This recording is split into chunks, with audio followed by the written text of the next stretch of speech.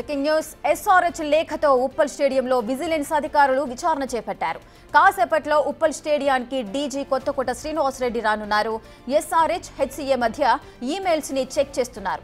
IPL కు ముందు apex council meeting లో తీసుకున్న నిర్ణయాలపై ఆరా తీస్తున్నారు. హెచ్సీఏ చేపట్టిన రెనోవేషన్స్ వాటికి సంబంధించిన లెక్కలు పరిశీలిస్తున్నారు. ఐపీఎల్ కు ముందు జరిగిన ఒప్పందాలకు సంబంధించి రికార్డులను తిరగేస్తున్నారు.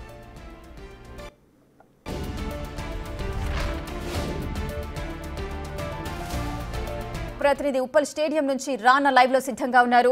రానా, ఎస్ఆర్హెచ్ లేఖతో అయితే విజిలెన్స్ అధికారులు విచారణ చేపట్టినట్లుగా సమాచారం అయితే అందుతుంది. ప్రెజెంట్ అక్కడ సిచ్యువేషన్ ఏ విధంగా ఉంది?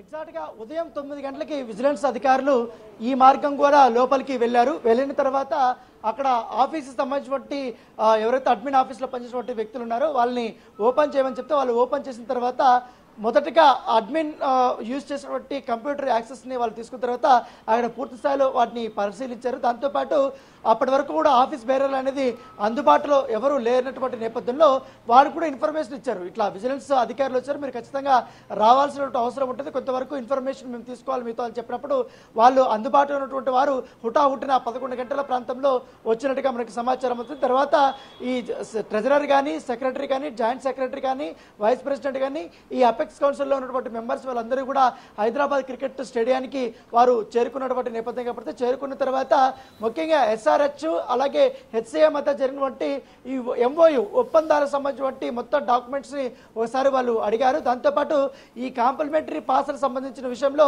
ఎస్ఆర్హెచ్ ప్రతి మ్యాచ్ కి ఎంతవరకు హెచ్సీఏకి ఇస్తుందనేసి కూడా ఒప్పుకున్నది.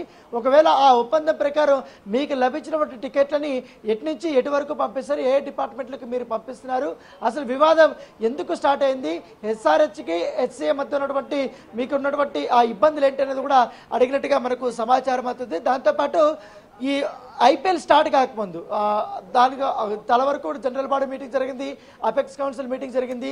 తర్వాత అపెక్స్ కౌన్సిల్ మీటింగ్ తర్వాత అపెక్స్ కౌన్సిల్ సంబంధించిన సభ్యులు అలాగే ఎస్ఆర్హెచ్ సంబంధించినటువంటి యాజమాన్య సభ్యులు వీళ్ళందరూ కూడా 2-3 సార్లు వారు సమావేశమయ్యారు. సమావేశమైనప్పుడు కొన్ని కీలకమైనటువంటి ఒప్పందాలపై వాళ్ళు చేసుకున్నట్టుగా మనకు సమాచారం అవుతుంది. దాంట్లోనే ఈ కాంప్లిమెంటరీ పాస్ల యొక్క వ్యవహారం అనేది ఎక్కువగా ఉంది. ముఖ్యంగా రెగ్యులర్గా 10% కాంప్లిమెంటరీ కాకుండా మెయిన్ కార్పొరేట్ బాక్సెస్ సంబంధించిన కాంప్లిమెంటరీ పాసులు ఎట్లా ఎంతవరకు ఇవ్వాలి, ఒక్కొక్క కార్పొరేట్ బాక్స్ లో 20 మందికి మాత్రమే కూర్చోడానికి వీలుంది, కొంత పెద్ద బాక్సులు ఉన్నటువంటి దాంట్లో 30 మందికి మాత్రమే యాక్సెస్ ఉన్నటువంటి నేపథ్యంలో వాటికి సంబంధించిన ఒప్పందాలు ఏ విధంగా ఉన్నాయనే దానిపై కూడా పూర్తిగా ఆరా తీస్తున్నట్టుగా మనకు సమాచారం ఉంది. ఇప్పటికే అడ్మిన్ ఆఫీస్ లో ఉన్నటువంటి పలు డాక్యుమెంట్స్ అన్ని కూడా అధికారులు స్వాధీనం చేసుకున్నారు. వాటినంతా కూడా పరిశీలన చేస్తున్నటువంటి నేపథ్యం కాబడుతుంది. అయితే గత 2 సంవత్సరాల నుంచి కూడా మనం చూస్తున్నాం హైదరాబాద్ క్రికెట్ అసోసియేషన్ ఆధ్వర్యంలో ఉప్పల్ స్టేడియం అనేక రకాలుగా కూడా అభివృద్ధి చెందింది. కొత్త యొక్క ఎక్విప్మెంట్ మేము తీసుకొచ్చాం, దాంతోపాటు మొత్తం స్టేడియం అంతా కూడా రెనోవేషన్ మేము చేసామనేసి కూడా కొత్త ప్రెసిడెంట్ కానీ కొత్త కార్యవర్గం కానీ చెప్పినటువంటి నేపథ్యంలో దానికి సంబంధించి మొత్తం బిల్స్ ఏ విధంగా ఉన్నాయి, చెల్లింపులు ఏ విధంగా చేశారు, దాంతోపాటు బిసిసిఐ నుంచి వచ్చినటువంటి నిధులు ఎంతవరకు కూడా వీళ్ళు రెనోవేషన్ కానీ వీటికి కానీ వీళ్ళు చెల్లింపులు చేశారు. గతంలో కూడా చూసాం మనం, గత పాలక మండలి ఈ బిల్డింగ్స్ విషయంలోనే ఎక్కువ వీళ్ళు అమౌంట్లు ఇచ్చి దాంట్లో వరకు వీళ్ళు పర్సంటేజ్లు తీసుకున్నారనేది కూడా అపవాదం ఉంది. కాబట్టి ముఖ్యంగా ఈ జిమ్ ఎక్విప్మెంట్ కానీ బాల్స్ కానీ తర్వాత పెయింటింగ్కి సంబంధించినటువంటి వస్తువులపైన కానీ ఇవంతా కూడా అప్పుడు ఎక్కువ బిల్స్ వేశారు కాబట్టి వాటిలో ఎక్కువగా వీళ్ళు కమిషన్ తీసుకున్నారని అపవాదం ఉంది. కాబట్టి దాని మీద కేసు కూడా నమోదైంది.